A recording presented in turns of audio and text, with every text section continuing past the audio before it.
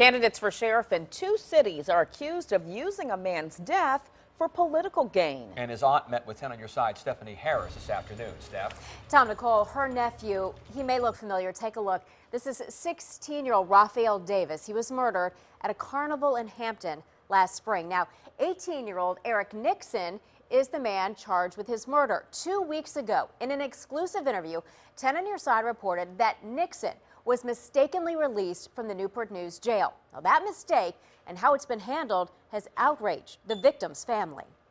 My family and I just will not tolerate this.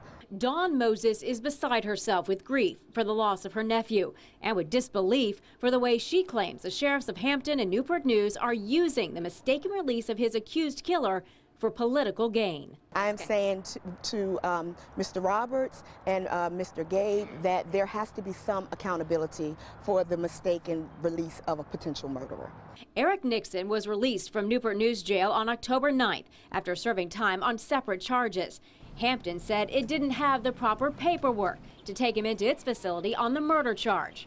Questions over whose department made the mistake have creeped into the campaigns for sheriffs in both cities. Hampton Sheriff B.J. Roberts and his competitor Jim Adams hotly debated the topic recently, but Adams addressed Moses's concerns. I apologize if we said anything that was offensive to her, but the point was only to address the issue that the sheriff is not accessible and accountable and visible and transparent when it comes to his department. In the race for Newport News Sheriff, candidate Chris Wells brought it up on his Facebook page. Wells wrote, "Both sides are at fault. Both Newport News and Hampton Sheriff's Departments made serious missteps that led to the release of an accused murderer. Mistakes happen. The sign of true leaders is not pointing fingers and assigning blame. Take responsibility for your department and then correct the problem."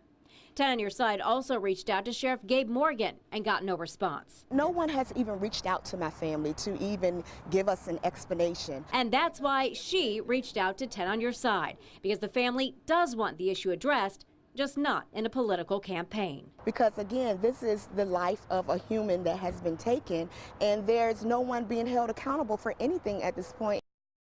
Now, I did hear from a spokesperson for Hampton Sheriff B.J. Roberts late this afternoon. He said there's some confusion. He said a jail administrator talked to the family and believed that all of their questions were answered. By the way, Eric Nixon turned himself in. He is back in jail. Stephanie Harris, 10 on your side.